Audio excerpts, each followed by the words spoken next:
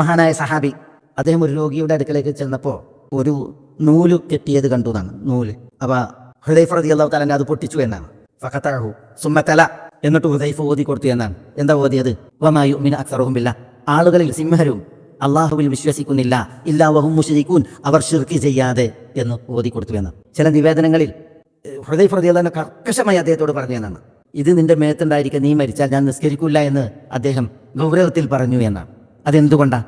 ഇത്തരം ഉറുക്കുകളിൽ, ഏലസുകളിൽ, നൂലുകളിലൊക്കെ മനുഷ്യന്മാർ വിശ്വാസം പൂണ്ട് പടച്ചറബിൽ നിന്ന് പ്രതീക്ഷിക്കേണ്ട ശിഫയും ആഫിയത്തുമൊക്കെ ഈ ക്ഷുദ്രവസ്തുക്കളിലും അതേപോലെ ഇത്തരം നൂലുകളിലും നറുക്കുകളിലും തകിടുകളിലുമൊക്കെ വിശ്വാസം പുലർത്തിയിട്ട് ജീവിക്കുന്ന ദുരവസ്ഥയാണ് പലർക്കും ഉള്ളത് എന്നതിനാലാണ്.